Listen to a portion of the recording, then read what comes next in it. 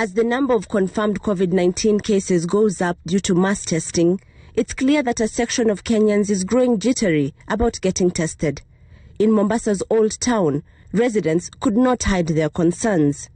Kupimwa si wasiwasi, kupimwa watu wasema waogopa wakienda quarantine walipishwa pesa na watu hawana pesa. Sasa kama sijaona mgonjwa kokote wanipima nini?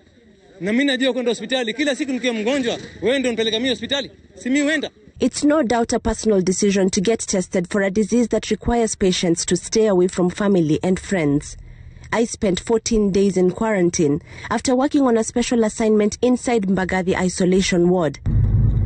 I have finally left my house to go get tested for COVID-19. The Nairobi hospital has set up a special tent at their parking lot dedicated to testing for the new coronavirus.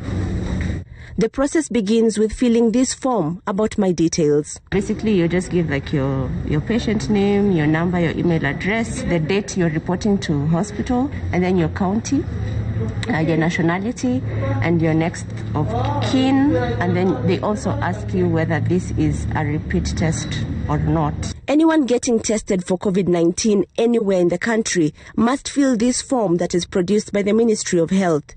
Those who cannot fill the form themselves are assisted by officials. After getting my temperature checked and a brief session with the doctor to explain my health conditions, I'm sent to the next step to finally get the test. Those administering it are fully donned in protective gear. You're going to take 2 specimens, okay? One from the back of your throat, the second one from the back of your nose. Relax.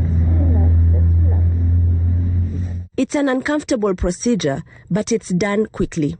After this, you're free to go home. If I test negative, the results will be emailed to me after 24 hours. If I test positive, officials from the Ministry of Health would have to pick me from my residence and take me to an isolation facility. This blanket treatment of all positive cases has sparked questions about the sustainability of isolating all cases in government facilities. Considering that a majority of cases in Kenya are asymptomatic, would government allow patients with no symptoms to isolate at home? We must do what we call a social mapping to see where you are coming from, what kind of house do you live in, how many people live with you, and is it feasible scientifically to be able to maintain a social distance.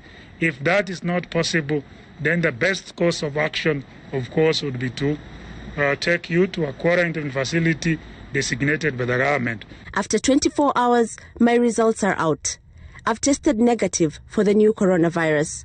The result slip includes an important message that this negative result does not protect me from getting infected, and so, like everyone else, I must continue to maintain social distancing, wear a mask in public, and continue to wash my hands regularly.